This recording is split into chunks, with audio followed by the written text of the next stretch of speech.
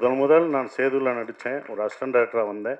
இந்த assistant director இந்த வாழ்த்தெல்லாம் உங்களுக்கு நான் பெற்றுக் கொடுத்ததா நீங்கள் எல்லாருமே நினைக்கிறது. இந்த மாதிரி ராஜ்குமார் மாதிரி இயக்குனர் தோக்கவே கூடாது.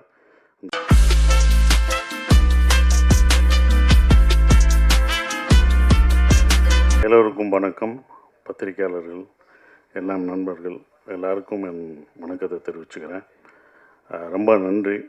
இயக்குநர்கள் எல்லாம் வந்தது ராஜமுருகனுக்காக தான். இவங்க எல்லாம் வந்தது ராஜமுருகன் அவரை பாராட்டுறதுக்காக வந்திருக்காங்க. ஸோ அவங்க எல்லாத்துக்கும் நான் நன்றியை தெரிவிச்சுக்கிறேன். மை லார்ட் அப்படின்றது அந்த டைட்டில் அவர் வழக்கமாக எல்லா படத்துலையும் வைக்கிற ஒரு டைட்டில். ஆனால் மை லார்ட் நான் அடிக்கடி அவர் சொல்லுவார், இது கோர்ட் ட்ராமா இல்லை. இன்டர்வியூவில் சொல்லும்போது இது கோர்ட் ட்ராமாவா, கோர்ட்டை பற்றி இல்லை மை லார்ட் அது கிடையாது. ஸோ அதை நான் சொல்லிடுறேன். மை லார்ட் அப்படின்றது இது கோர்ட் ட்ராமா கிடையாது. ஒரு 10 நிமிஷம் தான் கோர்ட் வரும். ஆனால் ஒரு அதிகாரத்தை தண்டிக்கக்கூடிய அதிகாரத்தை ஒரு கடைக்கோடி இருக்கிற ஒரு மனுஷனுக்கு கொடுத்தா அவன் என்ன பண்ணுவான், அவன் அதை வச்சுட்டு என்ன பண்ணுவான்னு சொல்கிறது தான் மயிலாடு. மயிலாடுன்றது அந்த கடைக்கோடி மனுஷனை, அந்த ஒரு நபர் முத்துச்சிற்பியை குறிக்கிற அந்த வார்த்தை தான் மயிலாடு. அதுதான் இந்த படத்துக்கான, இந்த டைட்டிலுக்கான ஒரு விளக்கமாக நான் நினைக்கிறேன். அப்படி தான் அதை வச்சுருக்கோம். ஸோ இதுதான் மயிலாடான ஒரு படம். முதல் வந்த எல்லா இயக்குநர்களுக்கு நன்றியை தெரிவிச்சுக்கிறேன். அப்புறம் எங்களுக்குள்ளே ஒரு போட்டி இருந்தது. பாலான வந்ததுக்கு ரொம்ப நன்றினே. இன்னும் வருத்தமும் இருந்தது. என்னென்னா, நீங்கள் வரமாட்டீங்கன்னு நான் சொன்னேன் அவர்கிட்ட. பாலானனை கூப்பிட்றேன் அப்படின்னா, இல்லை வரமாட்டார், நீங்கள் எதுக்கு அவரை உங்களை தொந்தரவு பண்ணக்கூடாதுண்ணா, வேறு ஒன்றும் இல்லை, நீங்கள் தொந்தரவு பண்ணக்கூடாது அப்படின்னு சொன்னேன். இல்லை வந்துட்டால் என்ன தருவீங்க, வந்துட்டால் நீங்கள் என்ன கேட்டாலும் தருவேன் அப்படின்னு வேறு சொன்னேன் நான்.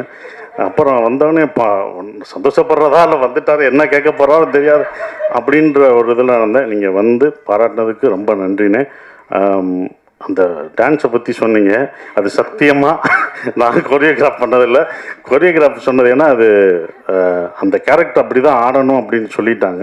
ஸோ அதனால தான் அப்படி ஆடணும். அது 2 நாள் 1 நாள் எடுத்தாங்கண்ணே. அதுவே வச்சு ரொம்ப கஷ்டப்படுத்திட்டாங்க. முதல் டேக் ஓகே, எல்லாம் சிரித்து ஓகேன்னு அப்படின்ட்டோம். கடைசி டைரக்டர் வந்து ஓகேன்னு சொல்லிட்டு எல்லாம் கைதட்ட ஆரம்பிச்சிட்டோம். ஃபஸ்ட் டேக்லேயே ஓகே பண்ணிட்டோம்டான்ட்டு. அதுக்கப்புறம் சொன்னார், இல்லை முத்துச்சிற்பி சிரிச்சிட்டான், அதனால் அவன் சிரிக்கக்கூடாது, சீரியஸாக பாடணும்னு மறுபடியும் எடுத்தாங்க. அது 1 நாள் ஆச்சு, மறுநாள் தான் அது ஓகே ஆச்சு. ஸோ அதுதான் அதுக்கு காரணம். இன்னொன்று என்ன சொல்லணும்னானே, இங்கே என்ன எல்லாம் வாழ்த்துனாங்க. இந்த வாழ்த்தெல்லாம் எனக்கு சேரக்கூடாதுனே, உங்களுக்கு தான் நான் சேரணும். நீங்கள் பார்த்து சந்தோஷப்படணும். முதல் நான் சேதுவில் நடித்தேன். ஒரு அசிஸ்டன்ட் டைரக்டராக வந்தேன். இந்த அசிஸ்டன்ட் டைரக்டர் இந்த வாழ்த்தெல்லாம் உங்களுக்கு நான் பெற்றுக் கொடுத்ததா நீங்கள் வச்சுக்கணும். அது உங்களுக்கான வாழ்த்து தான். அது நான் இவ்வளோ தூரம் கொண்டு வந்தது. ரொம்ப நன்றி. நான் வந்தது எங்களை வாழ்த்துனதுக்கு ரொம்ப நன்றி. இந்த படம் எப்போ வரும் நீங்கள் கேட்டுட்டு இருந்தீங்க. நீங்கள் தான் கேட்டீங்க, எப்படியாவது அடுத்து டூரிசமுக்குள்ள அடுத்து அந்த படத்தை கொண்டு வா அடுத்த படத்தை இதோ கொண்டு வந்துட்டோம்னு இழுத்து கொண்டு வந்தாச்சு. ரொம்ப சந்தோஷம். மாறி உங்களுக்கும் சந்தோஷம். அண்ணன் சொல்லும்போது நான் ரொம்ப சந்தோஷப்பட்டேன். அவருக்கு எல்லாம் நீங்கள் இப்போ எனக்கு வழி நடத்துவர் மாரி செல்வராஜ் அப்படின்னு சொல்லும்போது, எங்கள் இயக்குனருக்கு நீங்கள் வழி நடத்துறது எனக்கு ரொம்ப சந்தோஷம். அதே மாதிரி உங்கள் இயக்குனருக்கு இப்போ நான் வழி நடத்திட்டுருக்கேன். அதுதான் உண்மை. உங்கள் இயக்குனருக்கு ஸோ நம்ம மாற்றிக்கிட்டோம், அவ்வளோதான். நம்ம சொன்னால் அவங்க கேட்க மாட்டாங்க, நீங்கள் சொன்னாங்க அவர் கேட்பார், நான் சொன்னால் அவர் கேட்பார். அதனால் கரெக்டாக இதாகிடுச்சு. ஸோ அது எல்லாருக்கும் நன்றியை தெரிவிச்சுக்கிறேன். வந்த எல்லாருக்கும் நன்றி. சோமு சார், நான் 2வது படம், ஃபஸ்ட்டு படம் வரல, ரொம்ப சிறப்பாக நடிச்சிருந்தார். அந்த நாக்கா அப்படின்ற கேரக்டர், கதிரில்வேலன் அப்படின்ற கேரக்டரை பத்திரிக்கையாளர் எப்படி இருப்பாங்க, எந்த உண்மையாக இருந்து எப்படி இருப்பாங்கன்றதை அப்படியே இது பண்ணார். உங்களோட நடித்தது எனக்கு ரொம்ப சந்தோஷம் சார். அப்புறம் என்னோட இந்த படத்தில் எங்கள் ப்ரொடியூசர் முதல் தேங்க்ஸ் அவருக்கு தான் நான் சொல்லணும். ஏன்னா அவர் என்கிட்ட கதை சொல்ல வரும்போது சரவணன் தான் சொன்னார், ராஜ்முருகன் கதை சொல்லுவார், நீங்கள் கேளுங்கன்னு சரவணன் சொல்லி நான் கதை கேட்டேன். அப்போ கதை கேட்டவுடனே ராஜ்முருகன் சார் சொன்னவுடனே, இந்த கதை எனக்காக எதுவும் மாற்றாதீங்க, இது என்ன எப்படி இருக்கோ அந்த கதைக்குள்ளே நான் வர்றேன், நீங்கள் என்ன நினச்சிங்களோ அதை கடைசி வரைக்கும் எடுத்துருங்கன்னு சொன்னேன். ஸோ அப்படி தான் இந்த கதை இவ்வளோ தூரம் வந்திருக்கு. இந்த கதை எடுக்க ஒத்துக்கிற அம்பேத்குமார் சாருக்கு என்னுடைய நன்றியை தெரிவிச்சுக்கிறேன். என்னென்னா, ஒரு ப்ரொடியூசர் ஒத்துக்கணும் இது எப்படின்றது. அவர் அதை சிறப்பாக சொன்னபோது, சார் ராஜ்மோகனோட ஒரு படம் பண்ணேன் சார், அது தோத்துருச்சு சார். நல்ல பையன் சார், அவன் ஜெயிக்கணும் சார். நான் இன்னொரு படம் பண்ணணும் சார், அது பண்ணணுன்னாரு சார். அது இன்னும் என் மனசில் ஓடுது. என்னோட மீட் பண்ணும்போது மீட் பண்ணும்போது ராஜ்முருகனுக்காக நான் பண்ணணும். அதுதான் எல்லாருமே நினைக்கிறது. இந்த மாதிரி ராஜ்முருகன் மாதிரி இயக்குனர் தோக்கவே கூடாது. இந்த மாதிரி இயக்குநர்களை ஜெயிக்கிறதுக்கு என்னால் என்ன முடியுமோ அதை நான் கண்டிப்பாக பண்ணுவேன். அதை தான் பண்ணிக்கிட்டு இருக்கேன். ஸோ நன்றி சார். அப்புறம் சைத்ரா பயங்கர ஆர்டிஸ்ட். நீங்கள் பாடினதை பார்த்து பயந்துறேன். ஏற்கனவே சிங்கர் வேறு. நானே அப்படி தான் மறந்தேன். ஒரு எங்கள் படத்தில் நாட்டுப்புற பாட்டு ஒருத்தவங்க பாடினாங்க.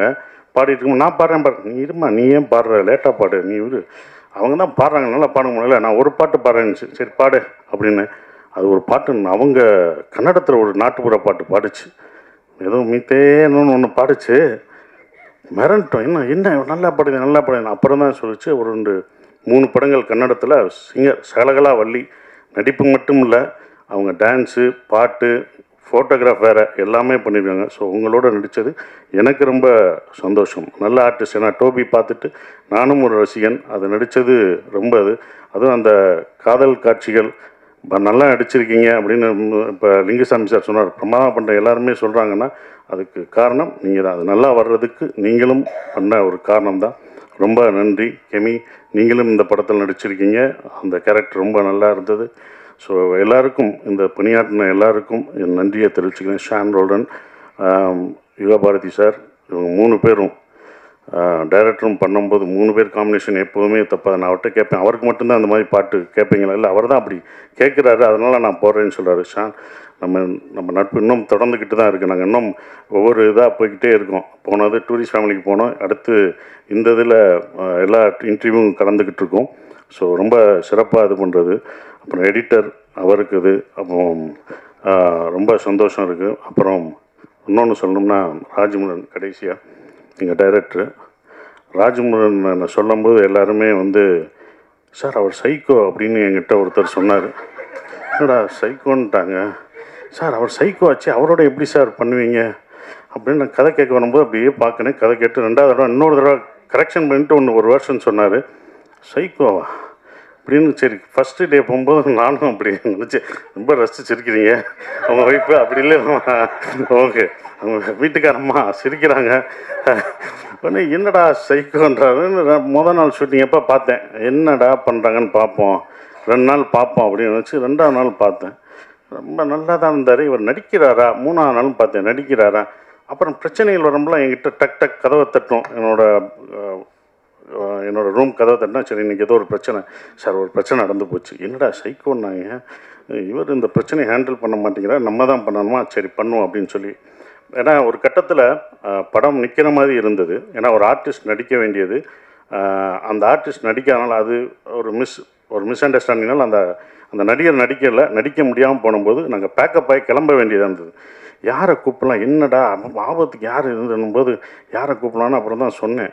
ஏங்க சோமு, நீங்கள் என்ன சொன்னாலும் கேட்பாரா அப்படின்னா, கடைசியாக சேர்ந்தவன் இல்லை கேட்பார். அந்த கேரக்டர் அவர் நடிக்க கேளுங்க, நீங்கள் கேட்டாங்கன்னா உடனே அடித்தார். சார் நான் ஃப்ரீயாக இருக்கேன், நீங்கள் உடனே வாங்க. அவர் கதையெல்லாம் சொல்லலை. இல்லைங்க, அவர் எல்லாமே சோமு எல்லா ஸ்கிரிப்டும் படிச்சுட்டு அதை 10 நாள் ஓட்டிட்டு அதுக்கப்புறம் தாங்க நடிக்க வருவார் அப்படின்னாப்புல. இல்லை நீங்கள் கேளுங்க, நமக்கு ஆபத்தாயிடுச்சுன்னு அப்புறம் ஃபோன் பண்ண உடனே வந்தார். அவர் கதை எதுவுமே கேட்கல, எதுவுமே கேட்கல, நடித்து என்னென்னு அங்கே டெவலப் பண்ணது தான். ஸோ ரொம்ப நன்றிங்க. ஏன்னா இந்த மாதிரி டேரக்டருக்கு நீங்கள் சப்போர்ட் பண்ணணுன்னு வந்ததுக்கே உங்களுக்கு நான் முதல் நன்றியே சொல்லணும். ரொம்ப இது பண்ணது. இப்படிப்பட்ட ஒரு சைக்கோன்னு முடித்தேன்ல, இந்த சைக்கோவோட நானும் இப்படி அமைதியாக இருக்கான்னு இந்த சைக்கோவோட நடித்தேன்.